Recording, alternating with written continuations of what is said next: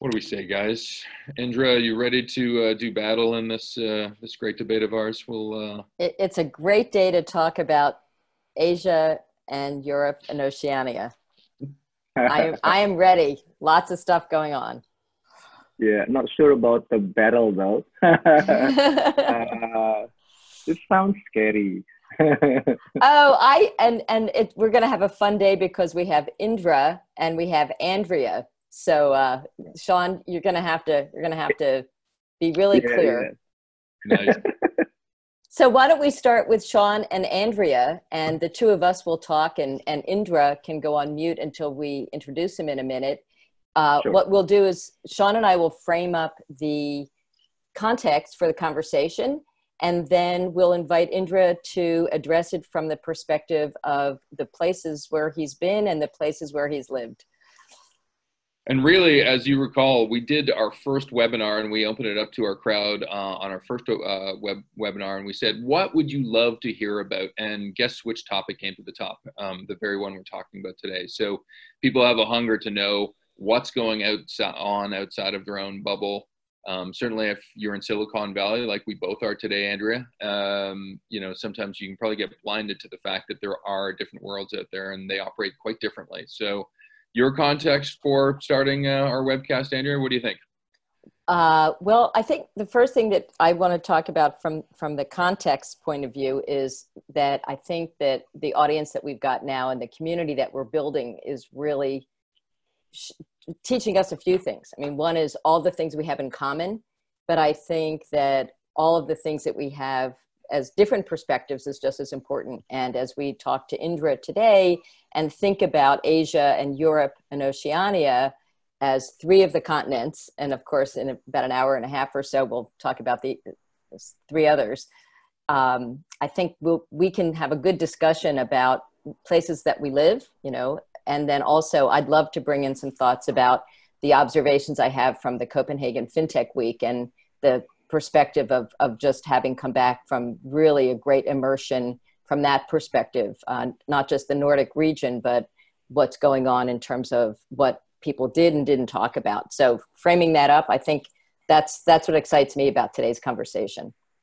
And as you mentioned, we are on live in another, 3 hours talking about this with three other different regions of the world, Africa, North America, and South America. We've just kind of, for the being a little bit empathetic to our special guests, that we've at least timed it such that we can actually get everybody on live at the same time. So yeah, if you like the first edition and this one that we're going to talk about now, you might also like the second one.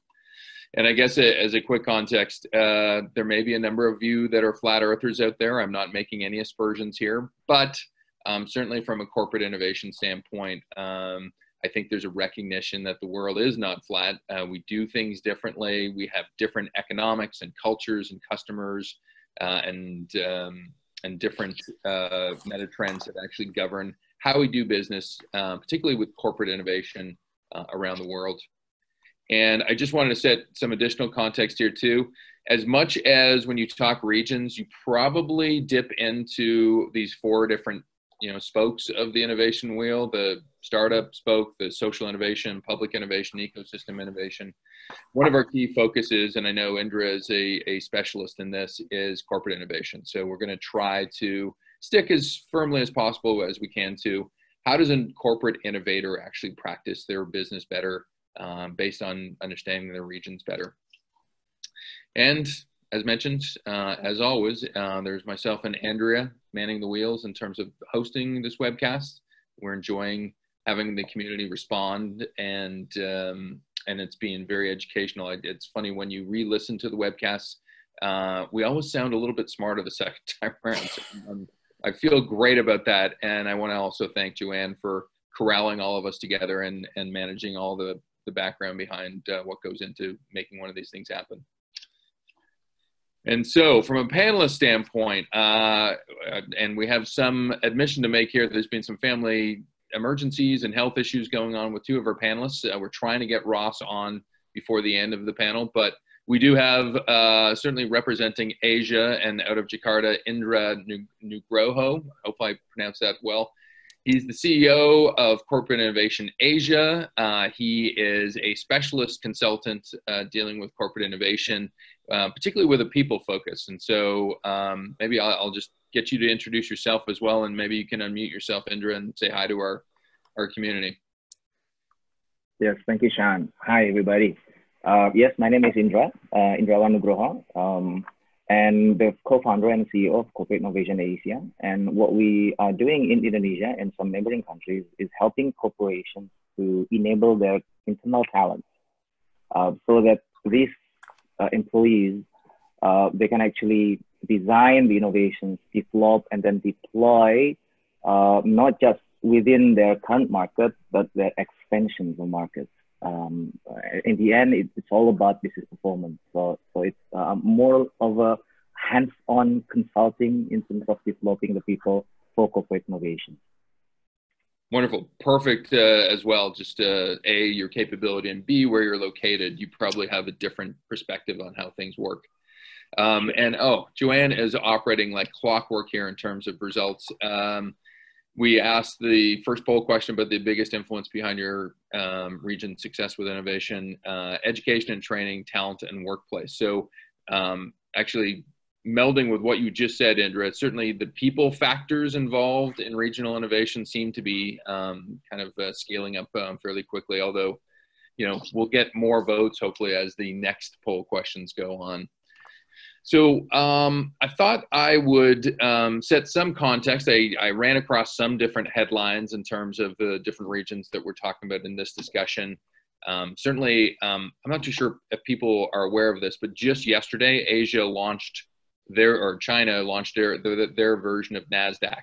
So sometimes that type of information skates under the wheels of kind of North American media, but certainly that was big news.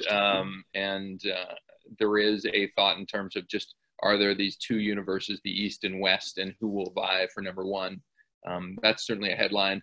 I found this one interesting. I saw this the other day that EU has just surpassed the US in their innovation league table. There seemed to be some countries that went up.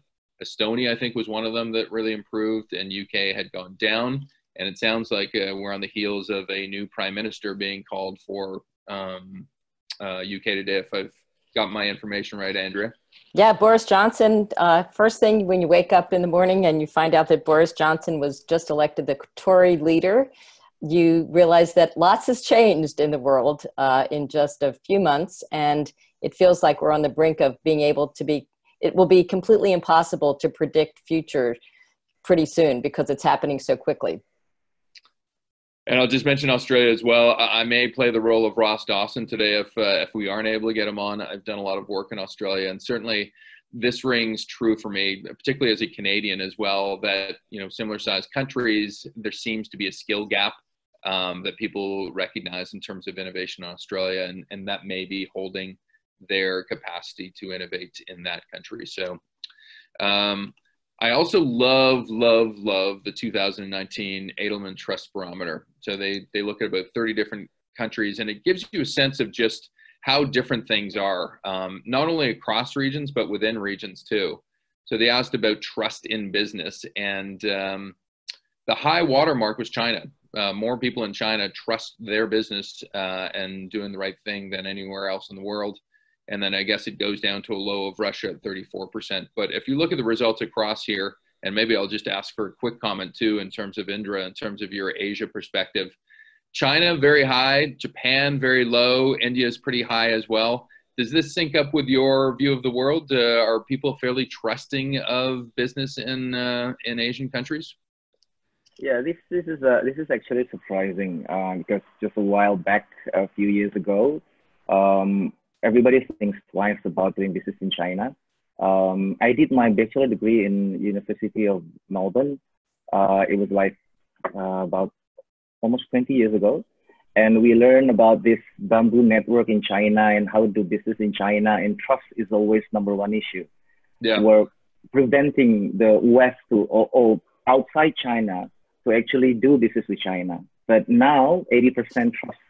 It's like #1. Yeah, this is very surprising. I mean, there's a lot of things that happen in China that actually will reshape the world that we are now living. I will qualify the stat as well. This is Chinese people evaluating their own country. So all of these numbers Okay. are their own citizens. Right. Okay. And then maybe I'll ask Andrea if there's anything in here that you're looking at, particularly given your most recent European experience in terms of make sense or? Yeah, absolutely. And, you know, it's interesting, and I don't want to state names of people who aren't physically with us, but I had a really interesting conversation last week with Kasper Klinge, who is, and the group from the Danish and government, and looking at ways that various regions can themselves as a region create what I call bedfellows. You know, which partnerships, which relationships, which networks can you really do business with? Because we assume, you know, Sean and I have this philosophy that there should not be lone wolves. You know, we are beyond the stage where we should have lone wolves in business. And it was interesting because of all the things that people talked about in the Nordic region, especially in terms of what they might have as a regional advantage. Trust and trust in business was one of them. And living in Silicon Valley, you know, people were not really excited about Facebook, and the Cambridge Analytica story was very negative when it came to being able to really do business with people. So the relationship between trust and willingness to do business, I have felt recently has really escalated to a very, elevated to a very important state in perspective. That said, it's very interesting that people within their own countries, and we'll hear from Africa and from Colombia and from and North America from a different perspective in our next webinar as well. Internal trust is pretty interesting, as Indra said. You know, for people to feel that they can trust their businesses, I think trend-wise, it's probably going to be more and more important, because we have so many global choices. Couldn't say it better. I'm going to move on. I know sometimes you leave high school and you forget about geography and where the cities of the world are. So I actually did look at there's a really interesting study by Groupthink Now that they do every year, where I think they've been doing it for 10 or 11 years. And they looked at the most innovative cities around the world. And for this discussion, I plucked out the top 7 in each arena. Jakarta is not on there, Indra. We need to get Jakarta on the top 7 of Asia, but these were deemed as the top 7 in each region. So as we're talking about these regions today, these are some of the cities that you should be familiar with. Why don't we get into our first question? And this is like a real kind of just overall summary of the health of the different regions. And maybe I'll throw this to you, Indra, in terms of Asia. And you can speak from your Indonesian perspective or the entire region. You know, what is some of the biggest trends, and how does Asian corporate innovation act similar to maybe the rest of the world, and how is it quite different? Maybe that might be an interesting opener.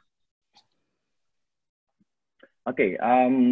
Well, when we talk about Asia, we can't put it as a one Asia. So Asia is consisted of not just so many countries, but so many different cultures. So we always speak Asia in terms of countries within Asian region. There are different cultures, different policies, government infrastructure, different customer preferences, different markets. So it's probably best to, if you want to analyze about Asia, or we want to talk about Asia, we probably should divide Asia in terms of the emerging Asia and the mature Asia, so such as Korea and Japan, and the emerging Asia is China, India, and Southeast Asian nations such as Indonesia, Malaysia, Singapore, etc. And when we look at the major Asian countries such as Japan and Korea, I think the problems that they have is quite similar with the challenges faced by companies or countries in the western part of the world, either in Europe or in the US.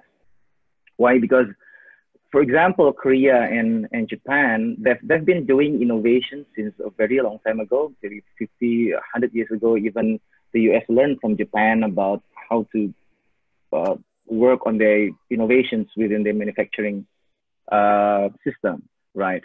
So the challenges that they face is more of a legacy challenges. You see, they've been doing innovations for a long time. So they have legacy systems, they have legacy IT, they have legacy product, and these legacy things actually holding them back from actually exploring something new, taking risk of doing something that might fail in the future.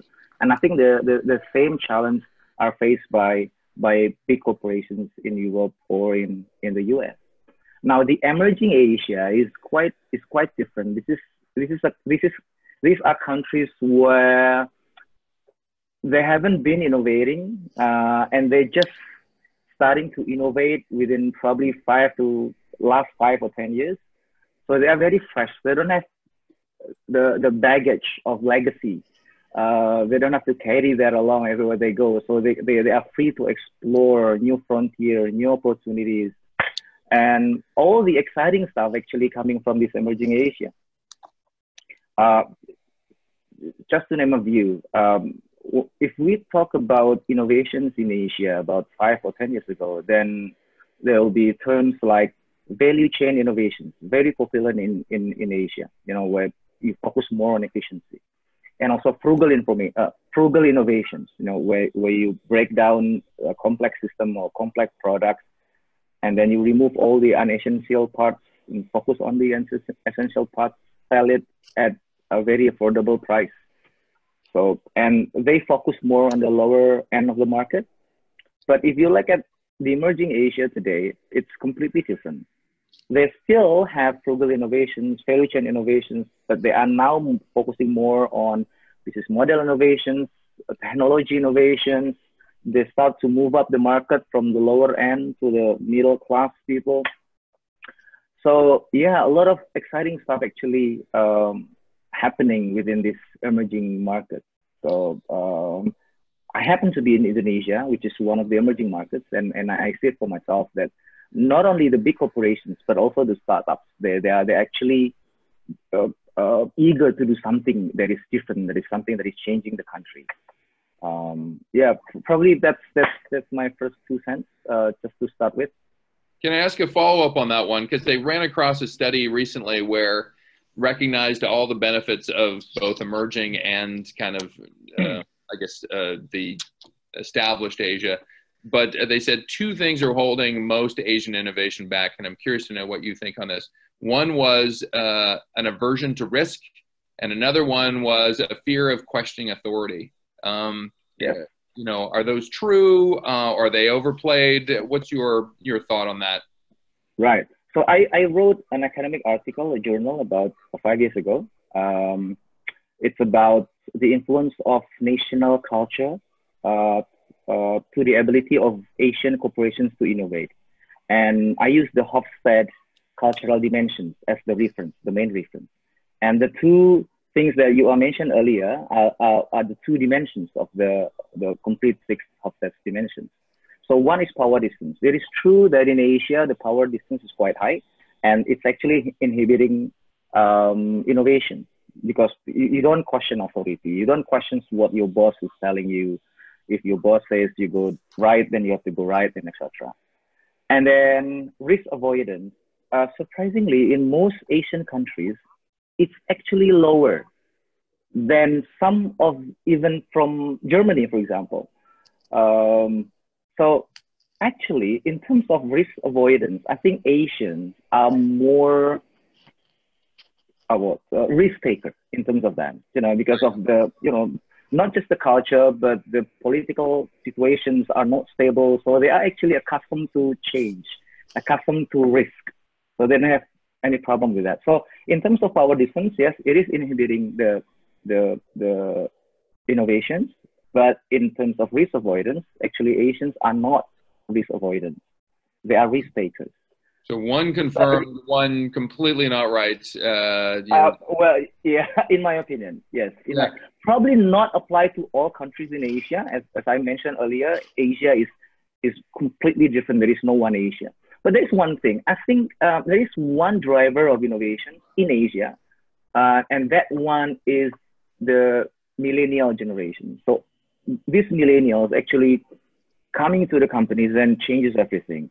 So in terms of power distance, I think it is true 5 years ago when, you know, you don't question your boss authority. But these days, even supervisors can question their managers, or staff even can question their supervisors. Why? Because of millennials. They are all millennials. And all the Gen Ys and Gen Xs, or even baby boomers, they have no choice than trying to understand how the millennials work, act, behave, etc. So what I see today in every organization, most organizations, I would say, that the power distance is actually getting what do you call it? Getting smaller. You know, yeah. Not all organizations, but the one that I interact with, I see that quite different from 5 to 10 years ago. Andrea, I know you got your hand up here. You want to jump in? I always, we've learned that our community loves specific examples, and certainly we don't want you to say the name of a company that would destroy some sort of confidentiality. But we would love to hear about the world of, you know, you open the door in a corporate setting. People have now talked about education and training being interesting to them, you know, talent and workplace, you know, and as you said, you know, the people within the company.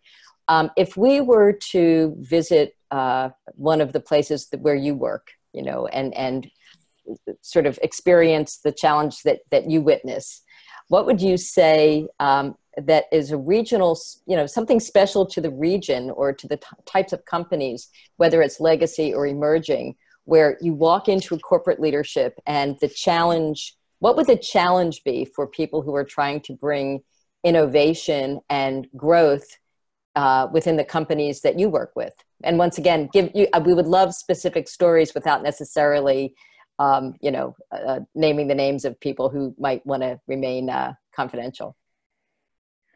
Okay, I think it's probably similar with the other parts of the world, not just the Asian countries, that top leadership is actually sometimes is like the biggest challenge. You know, how do you convince top leaders to change, to try to do something different, something risky? These millennials, they haven't been quite long in the company, so they don't get the trust of the top leaders, but they somehow have to move the company forward, right? So it's top leaders. It's mainly sometimes is like one of the biggest obstacles of actually doing something different, something radical. But I don't think that applies to all companies. For example, I just met a few days ago with he's the CEO of the company. It's one of the huge company in Indonesia, and he's 70 years old.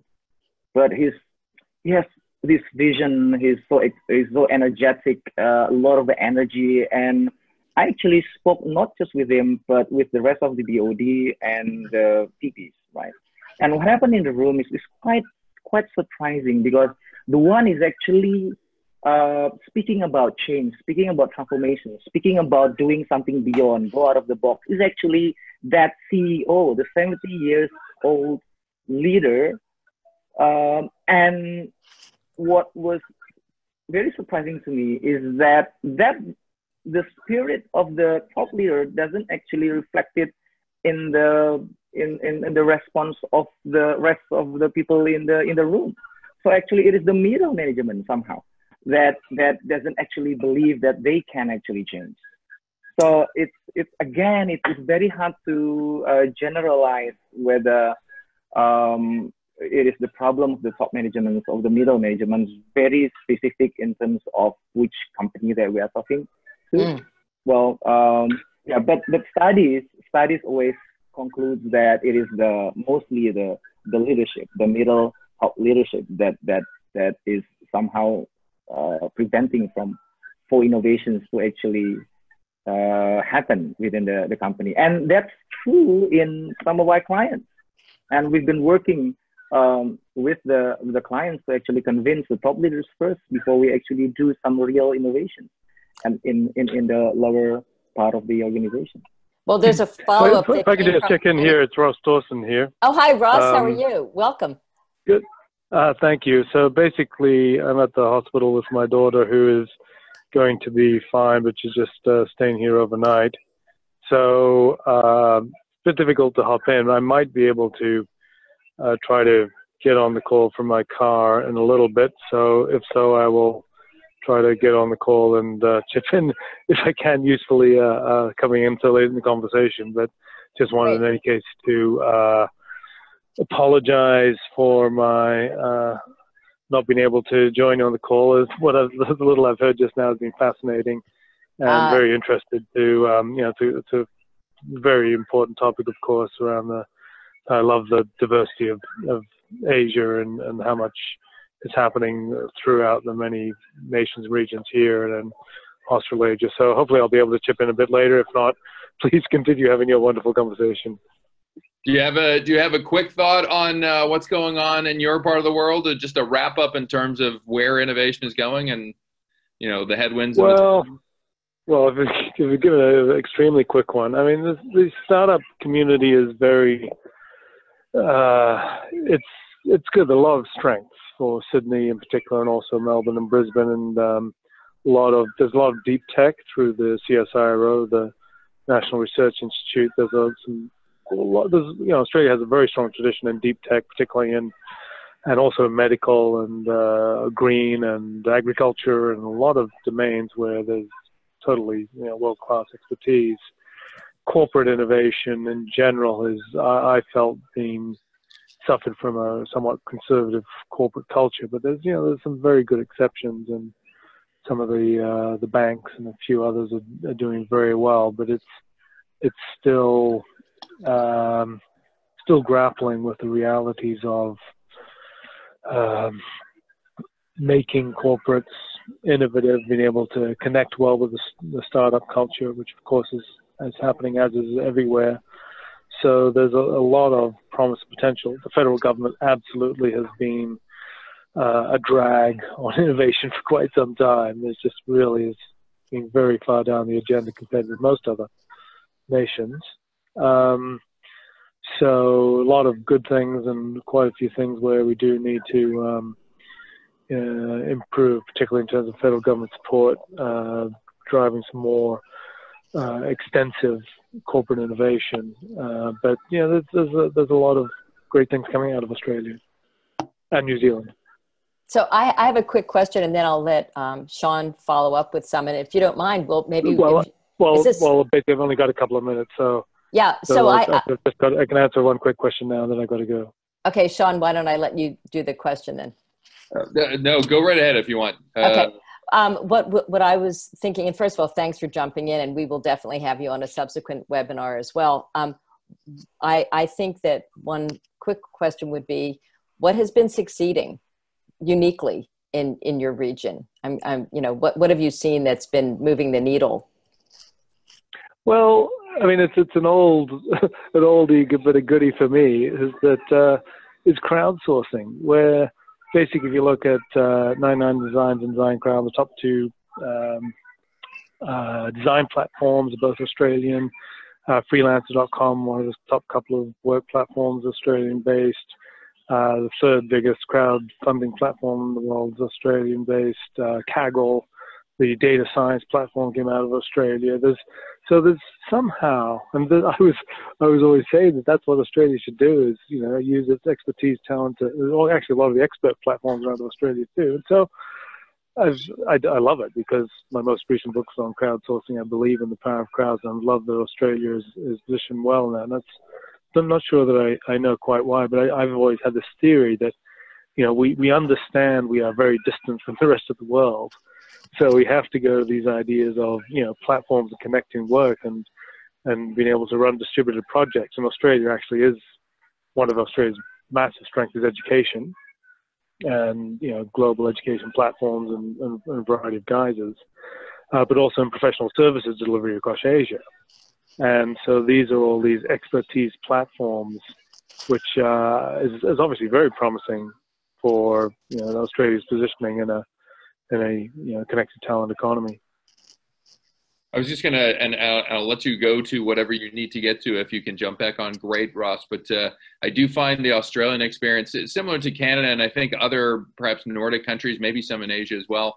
Small countries based on not having the market size that they have, and maybe having some type of cultural thing that embeds them in. They tend to be pretty good at supporting innovation, just because they have to be very choiceful.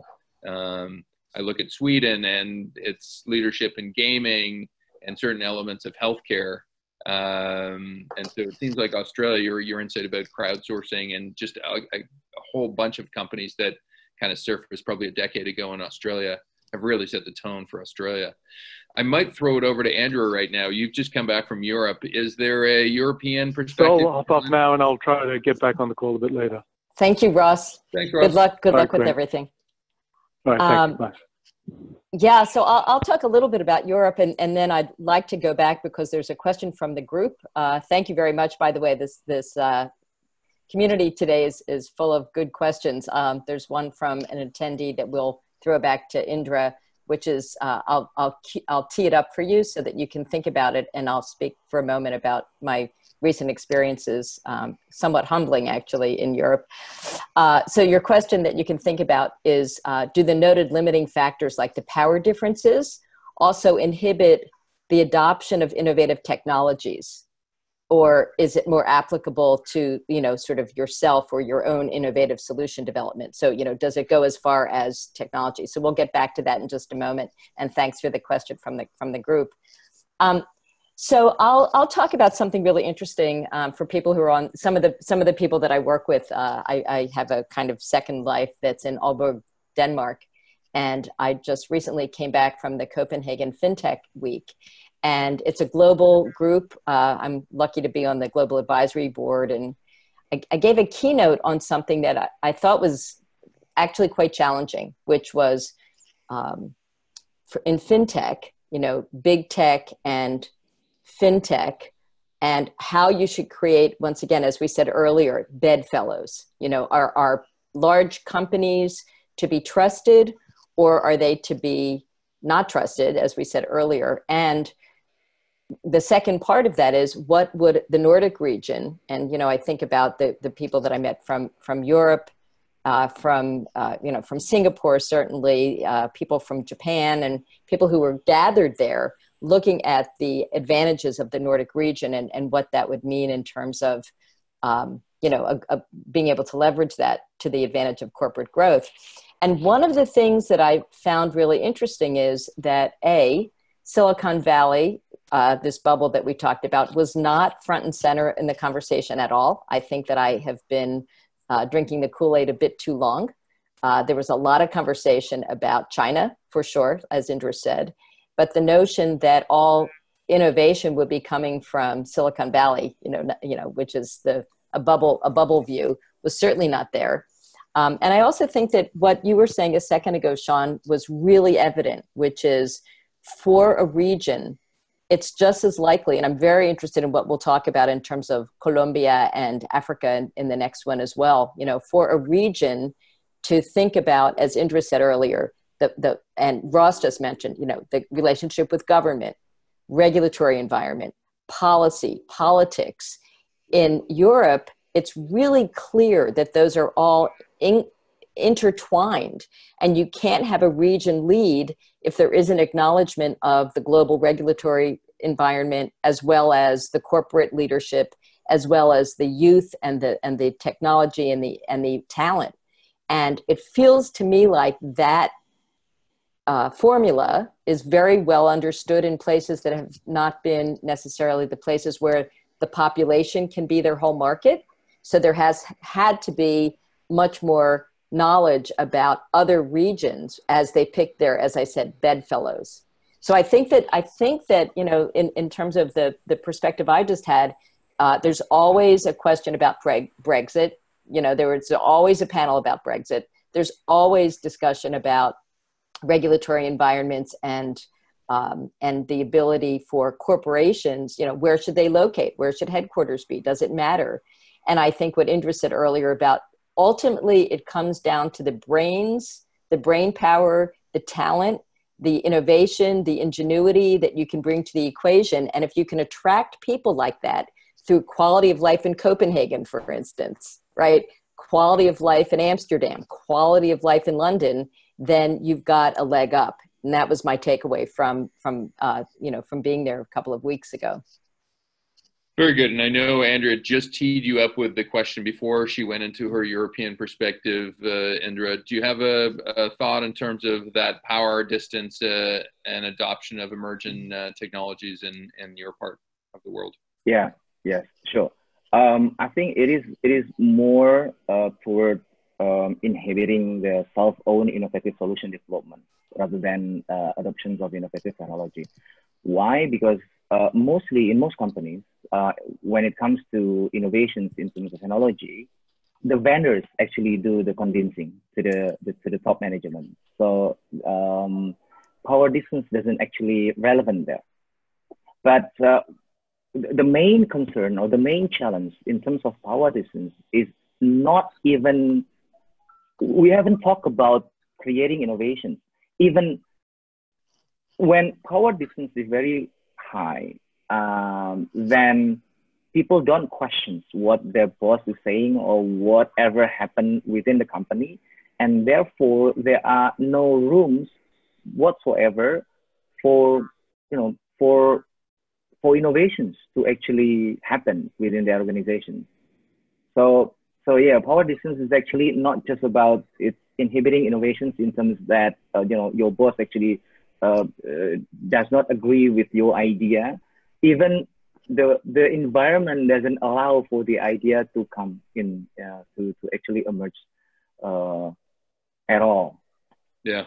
That's well, no, it's interesting. I mean, there's probably degrees here, but I think myself and Andrea have committed ourselves to trying to figure that one out for global companies, because I think what's happening in Asia and what you've just said is happening inside big companies everywhere, and perhaps that's the page that we can take from startups, where power distance in startups pretty low, right? Like you probably have very consistent access to whoever the CEO is, and if he's a good one, he or she will probably listen to that feedback. So I think there's something to be said there from a company perspective.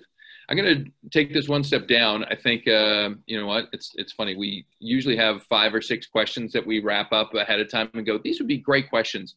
And oftentimes in our webcast, we get to about 3 of them. So I may end up sending everyone that was a panelist today kind of a Q&A. So we'll have like a long form blog post that maybe gets at some of these things in greater detail. We might have covered this, but maybe like a real quickie for all of the 3 regions represented, whether it's a customer tech or route to market, talent, or economics, what's the one defining thing that is driving innovation forward? We may have mentioned it already. I think from an Australian standpoint, we certainly heard some things that are holding them back. I've always viewed Australia as kind of like America light. And I say that with one of the most complimentary thoughts. They have a very rich entrepreneurial culture that, they're so far away from everybody that, of course, they have to be great salespeople and market themselves and export their ideas. So I think, I'll speak to Australia in Ross's absence, that I think just having that chutzpah at a entrepreneurial, and I think some of that pervades into some of its corporate levels, is probably key. Maybe European perspective, Andrea? Sure. I think, and in the conversation that I had with Lars in preparation for this as well, I think there are 2 things. One is that the core values, including things like an ethos around sustainability and quality of life and those types of values, as well as the trustworthiness, those cultural aspects, as well as the regulatory environment and knowing that government wants to step in and have a point of view around how business should operate, I think is really front and center in Nordics. And I think that what's happening clearly, Boris Johnson and Brexit and all of the things happening in the UK, there are lots of conversations around who's going to headquarter where and what's going to happen there. And that's so obvious, but I think that it will also have to do with which schools attract which talent, and which people can get work papers to work in which place if UK is not in the EU anymore. And I think that's all going to really have a big effect on the millennial generation, where they have freedom to live. And Indra, I know there's many different parts of Asia, so I'm almost like trying to glue this one thing together. But is there one defining thing that you go, wow, if Asia will rule the next decade, it's going to be because of this? There are two things actually. Number one is customer, obviously. In many Asian countries, the number of populations itself is actually the main drivers of innovation. Well, in Indonesia, we sometimes joke like this. We are so lucky living in Indonesia. Why? Because we have all the problems in the world, right? All sanitations, populations, traffic, and it's all kinds of problems we have in Indonesia. And why we are so lucky? Because we all know that problems gave birth to innovation, right? So there are plenty of rooms for us to innovate in Indonesia. And we have more than 250 million people in Indonesia. Only less than 20% access for banking. Internet penetration is still low. Lousy infrastructure, etc., and etc. So for some people, they see that as a problem. But for us innovators, we see that as opportunity, right? So this huge customer, this huge market, they are actually growing from mostly low end of customers. Now they are more middle class customers. So they have more money, they are more educated, they want something that is really helping them build their lifestyle. And what happened in many Asian countries, such as Indonesia, is these populations, these customers, they don't often get great services or great products. You name it, in telecoms, in bankings, almost in any sectors of industry. So they got okay services, okay products. Now imagine if you can come up with just slightly higher value of service, or even you can wow them with your service or with your product, then they will switch easily. Wow. So this is a market that is not just huge, but prime for undertaking. So what we are actually worried in Indonesia is that, well, we hope Indonesians do the undertaking, not somebody else outside the country do the undertaking. But, this is a free world. Everybody can get a piece of anything anywhere in the world. So yeah, number one is customers. We have Asian countries, not just Indonesia, has a huge population, untapped potential market. And secondly, we have all kinds of problems in Asia, and it's all waiting for somebody to actually solve the problem. And people just will, with the right business model, people will happily be your customer. So there's a thing from nasty problems come great solutions, right? There's a follow-up question from for Indra from Khairul Anwar, I think from Malaysia. Okay. And he's asking, I think it's a he, do you find customers willing to spend on innovation programs, which sometimes may be perceived as wasted effort? So what's the appetite for innovation among your corporate customers? Well, most corporations or corporate leaders, they all talk about innovations. They all speak about, wanting to have innovation program within the company, but not all those companies actually have budget to do so. So they are trying to do it in-house within their own organizations, within their own leaders. But as we all know that, you can't cut your own hair. You have to, somebody has to come to you with a fresh perspective, neutral, not limited by the current perspectives of the company. So just to answer the question, I think more and more companies are actually willing to spend on innovations program. The question is how much, how much would you spend on that innovation program? Some companies actually, those companies who are now currently working with us, they spend quite some to create an overhaul transformations of the company. So like 5,000 employees are getting not just trained, but coached. And we have like up to 100 different projects for innovations. So yeah, there are some companies that actually want to pay for that innovation program. But not all companies are like that. So some are actually rather picky in terms of choosing which program to use. So they don't want to spend too much money on that. Great, thank you. We're getting to the last few minutes of the conference or the webcast. I am going to zip through a couple of slides. I'll let you guys choose, but we cannot talk about these. One of the polls that we've got in advance of this is it easier or tougher to do business in your region? Easier, same, tougher, don't know. Indra, a one sentence, is it easier than a decade ago, same or tougher? And then maybe just like a quick one sentence on why. I would say easier. Can I say why? Just quickly. Okay, it's not about regulations. It's not about resources. It's about technology. So technology actually helps you to build business quickly, and you can just scale quickly as well. So easier. Okay, Andrea, for Europe, what do you think? I think tougher. I think tougher because of the politics. Yeah. And then Australia, I'm going to go tougher as well. And part of it's the politics as well, being the country between China on the east side and US on the west side. They're probably the two biggest markets, and just how do you play one off on each other? Hopefully I haven't offended Australians. And maybe if we can, if we have poll results, I don't know if we've given sufficient time, Joanne, but if we can pop those up. And it seemed like easier, although, yeah, not huge voting on that, but, you know, at least for the people that have chimed in, easier. Sure. All right. Top innovation barriers. I had 4 in terms of leading disrupted industries. Maybe choose one for your region. Which is the most exciting disrupted industry for your region? Andrea, you want to choose one for Europe? I would say FinTech. Okay. I think that for a lot of reasons, I like what Indra said. I'm going to use that now.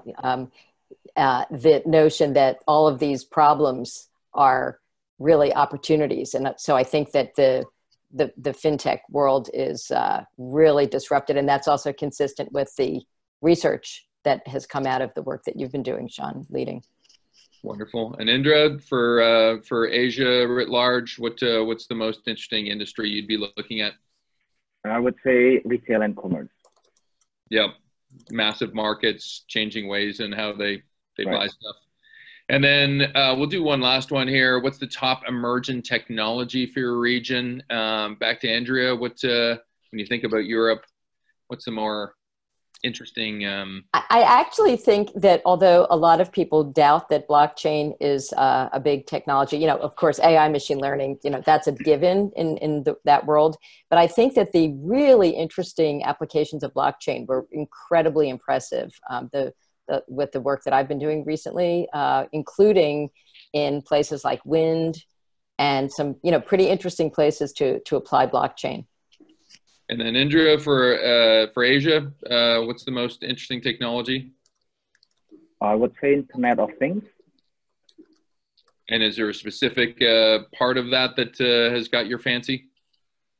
Well, because a lot of countries in Asia, they are the factory of the world, right? So IoT is definitely like one of the key elements to make sure that the quality, efficiency is there. Wonderful. And speaking for Australia, I know they have a number of different Internet of Things projects going on. What Australia has is a lot of space, and if things fall out of the ground or if there's a self-driving car that hits something, it's probably not going to be a person. So certainly a lot of different Internet of Things going on for Australia. I'm going to zip through these. I'll probably send these out as questions to all of our panelists, so we'll have a nice blog post afterward.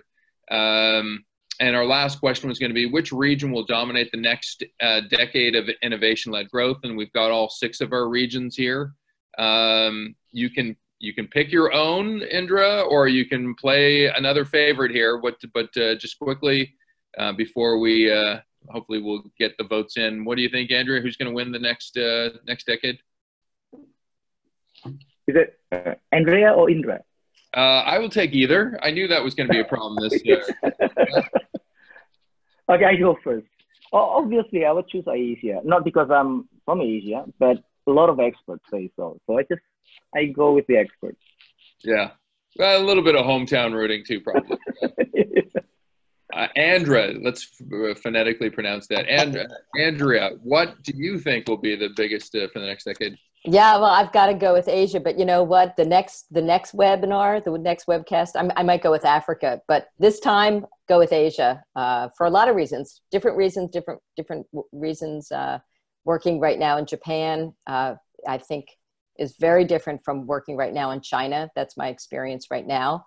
And I think there's growth from both sources of pain in both regions. Okay, a little bit of groupthink here too, because I will probably say Asia as well. So it's good testament, Indra, that two North Americans here are suggesting Asia is going to win the next decade. My dark horse though is Africa. I think there's some interesting stuff there. And back to legacy again. There's not that much legacy when it comes to corporate innovation, so they can create their own.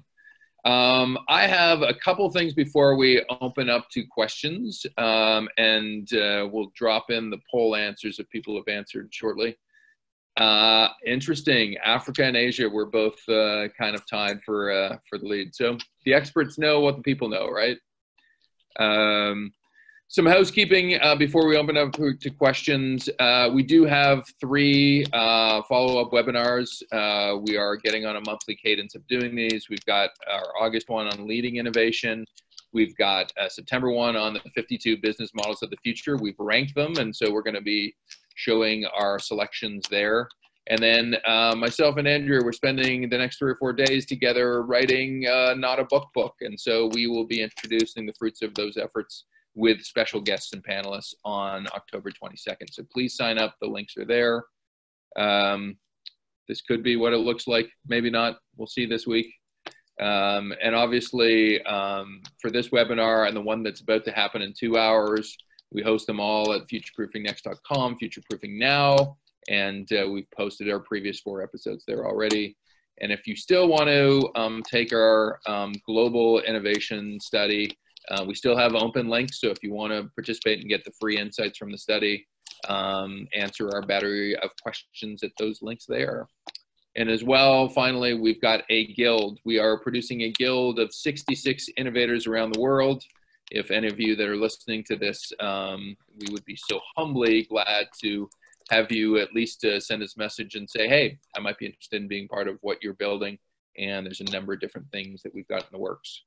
So we'll open it up to questions if there are any. I know we've asked some throughout. There is a question. I'll start with one that says, and it's for Indra, corporate innovation relationships with startups.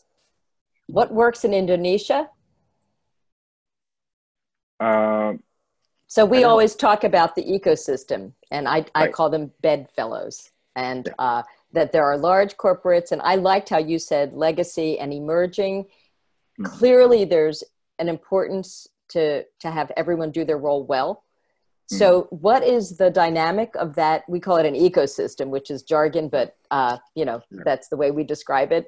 What's the dynamic? You know, there's startups in Indonesia, larger companies, global partners. You know, are you looking at having, you know, basically how do the arrows point? You know, are you developing innovation and it's scaling elsewhere? Are you localizing corporate innovation from other places and regionalizing it? What's the dynamic there with the startups? Well, startup ecosystem in Indonesia is not as well developed as in other countries. It is, in fact, actually far from Singapore, for example. So it's very in the baby step, in the baby phase. But the connections between big corporations and startups is actually already happening.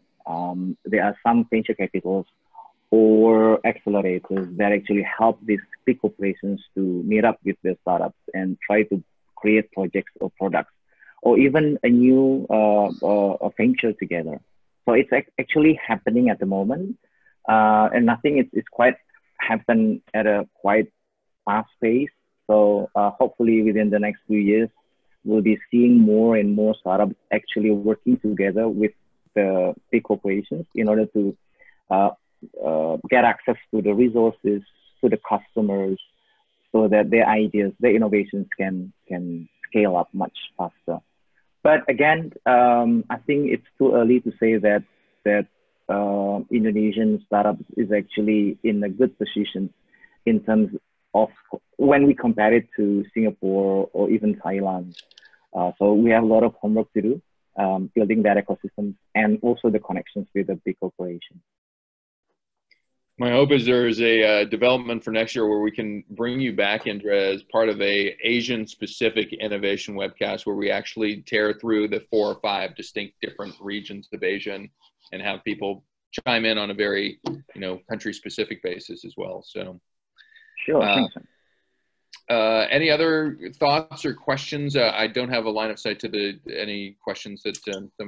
I think there's one last one that we always like to end with, which is, if you could let the world that's outside of your region understand something really impressive and exciting about what's going on in your region, what would you tell everyone who's in the community about, the surprising thing that we might not realize is happening? I mean, not everybody knows that there are 260 million people. That's probably one thing. But what would a surprise be, or something really that gives you a sense of corporate optimism for growth?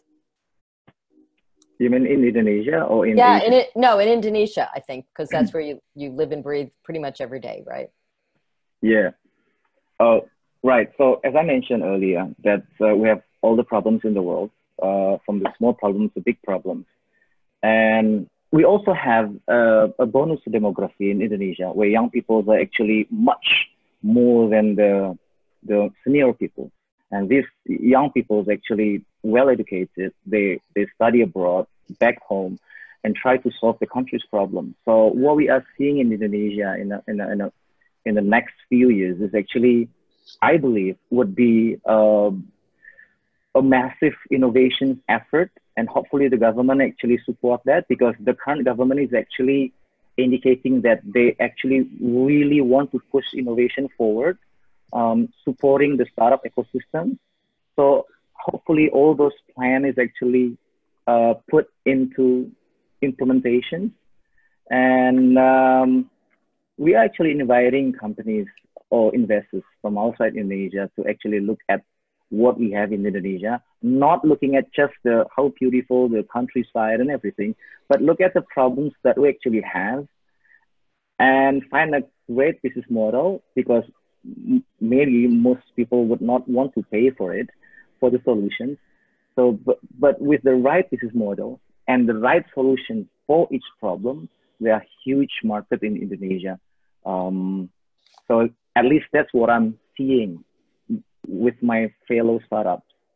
And we are so excited about trying to find the right problem to solve and then coming up with lots and lots of different solutions to experiment with.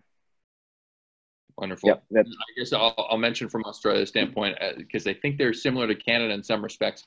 We export ideas, right? We don't have the big markets that Asia or the US or even parts of Europe have. So we're hungrier. I think Australia has kind of an innovation mindset to its core. It's a question of just making sure, as Ross mentioned earlier, that their government and other functions, educational institutions, get behind it as well. Do you have a thought on, do you want to speak for Europe, Andrea? No, let's see. I think that the surprising thing is that how optimistic people are despite Brexit. I think the same way as in North America, there are lots of differences around whether we have the political agenda nailed down here in North America, or I won't even say North America, I'll just say the United States. So I would say for Europe, I think the surprising piece is the incredible energy, optimism, and sense of collaboration that I believe can be a huge benefit in this next set of corporate challenges. The ability to know how to pick those bedfellows and make trusting relationships. I think that optimism is palpable. All right, we're coming up to the hour now, so I'm going to close this out. First of all, by thanking our panelist, Indra, for joining us. I know it's night there, but we very much appreciate it. We hope that our other two panelists are getting to wherever they need to get to. We're losing you. And a couple other things. So we've gone around the world, or at least half the world, in 60 minutes. In 2 hours' time, myself and Andrea are jumping on with another set of three guests, Eric, Brian, and Marcella. We'll be talking more North America, South America, and Africa. So if you are still around, join us for another hour and you'll get the full world. So and I'll be betting on Africa, by the way, in that webinar, just to be politically correct. Playing favorites here, right? So thank you for everybody that's joined us today. Thank you for your questions and involvement. Thank you for our guests, and we look forward to seeing you very shortly in the future. Thank you, Andrea. Thank you, Sean, for having me. Thank you. Great to meet you, Indra. Yes, Bye-bye. Thank you. Bye-bye.